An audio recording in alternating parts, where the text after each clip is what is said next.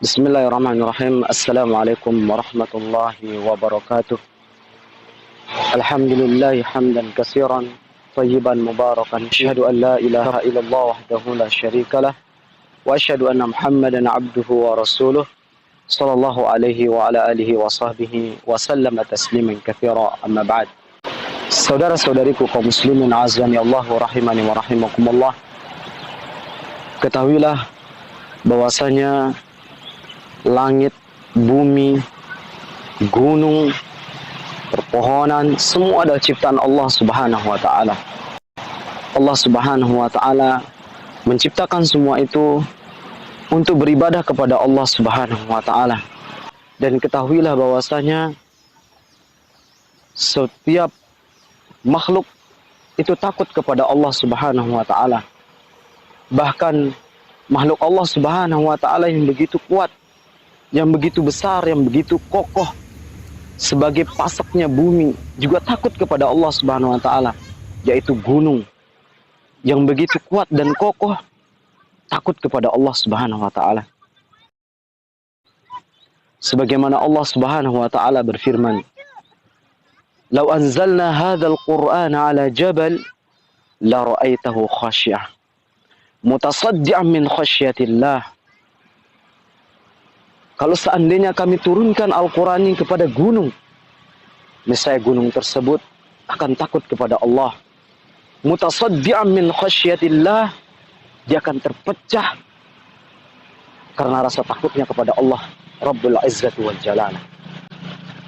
Berkata Ibnu Qayyim rahimahullahu ta'ala, sungguh menakjubkan bahwasanya segumpal daging yang ada dalam diri kita ternyata itu jauh lebih keras daripada gunung. Betapa banyak ayat-ayat Allah Subhanahu wa taala yang kita baca dan kita renungi, namun hati kita tidak bisa tersentuh, tidak bisa meluluh karena ayat-ayat Allah Subhanahu wa taala. Ini menunjukkan bahwasanya hati kita ternyata jauh lebih keras daripada batu. Bal asyaddu qaswah. Hati ini lebih keras daripada batu, lebih keras daripada gunung. Bayangkan kaum muslimin muslimat, saudara-saudariku rahimani wa rahimakumullah. Allah Subhanahu wa taala seandainya menurunkan Al-Qur'an kepada gunung dan gunung tersebut bisa mentadabburi ayat-ayat Allah Subhanahu wa taala, niscaya akan terpecah karena saking takutnya kepada Allah Subhanahu wa taala.